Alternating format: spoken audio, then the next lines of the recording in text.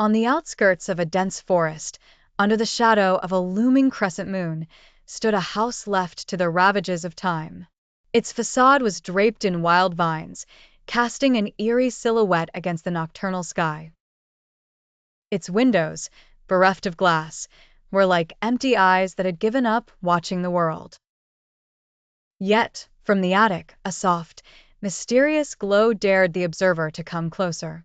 Enter Tom, a young man whose curiosity often outweighed his caution, approached the house with determined steps. His hand closed around a flashlight, whose beam flickered nervously as if warning against the endeavor. Undeterred by the chill in the air or the whispers that seemed to ride the wind, Tom stepped over the threshold, where time stood still and the dust of neglect hung in the air. The hallway before him, narrow and seemingly infinite, was a specter of a bygone era. Each step Tom took was met with a creak of aged timber, punctuating the silence. Cobwebs draped the corners like spectral curtains, and from somewhere distant, a susurrus of voices haunted the dark.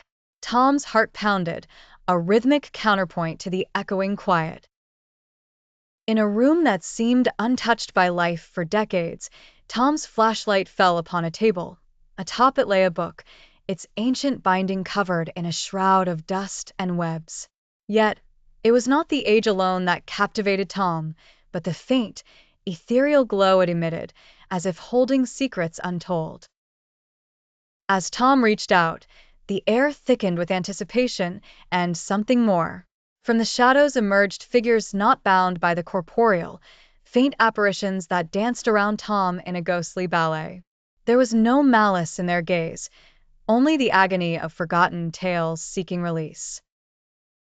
Tom stood his ground, his heart a renegade beating a brave path forward.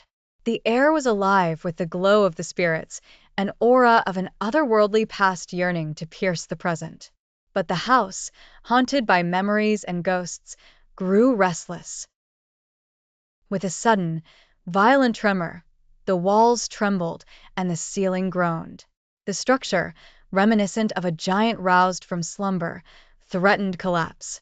Tom ran, his feet pounded a frenetic dance, each stride a prayer to escape the clutches of history's collapse. As he burst through the door, just beyond the reach of the falling debris, Tom inhaled the cool night air, a reminder of life renewed outside the shadow of the veil.